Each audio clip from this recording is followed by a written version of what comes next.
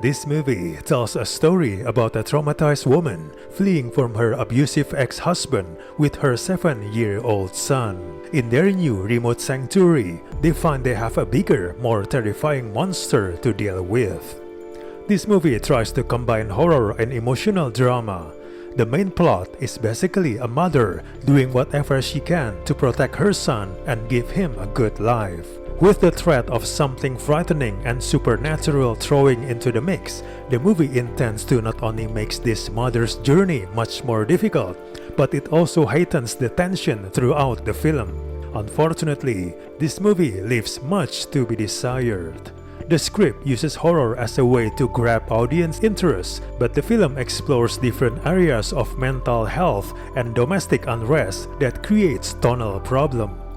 The first half of the movie wants to frighten the viewers, while the rest of the film hopes to make them cry. It wants to be a dramatic horror film, but it doesn't manage to do so. The dramatic and emotional aspects of the film make this movie feels more like a film you would find on your mediocre TV channel.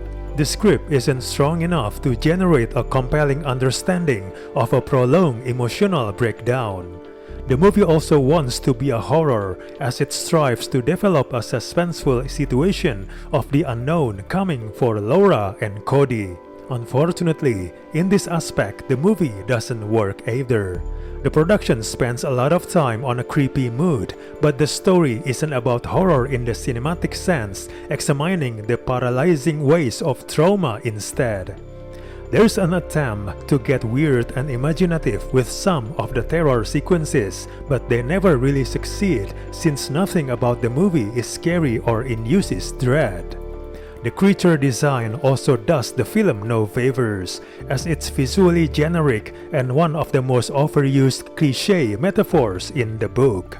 All the monster business doesn't really matter in the long run, as it always obscures themes and feelings that are much better off presented in a sobering way, getting to the root of human behavior and the processing of unimaginable loss. The movie is also quite blatant in how it telegraphs the various twists and turns strewn throughout the plot. Many of these surprises, the audience will be able to decipher early on in the film, which ultimately lessens the impact when these things are revealed in the climax.